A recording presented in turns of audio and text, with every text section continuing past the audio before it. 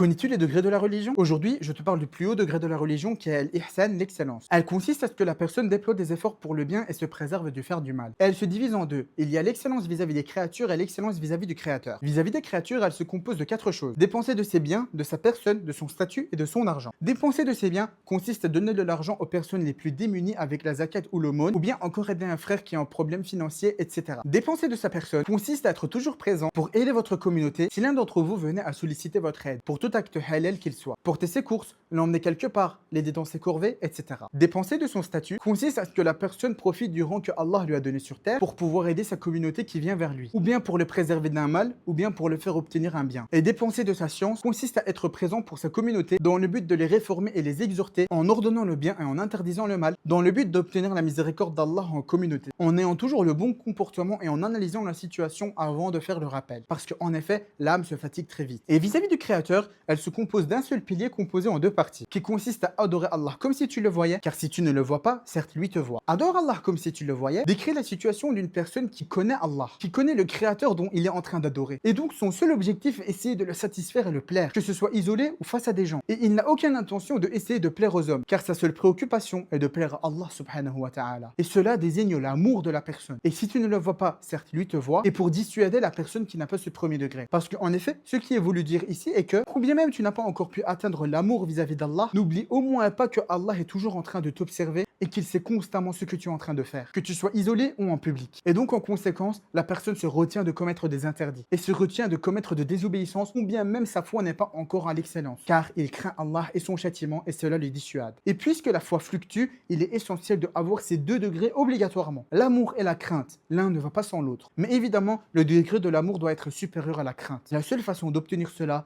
est la science, apprendre sa religion avec ferveur tout en se basant des preuves du Coran et de la Sunna. Assalamu alaikum.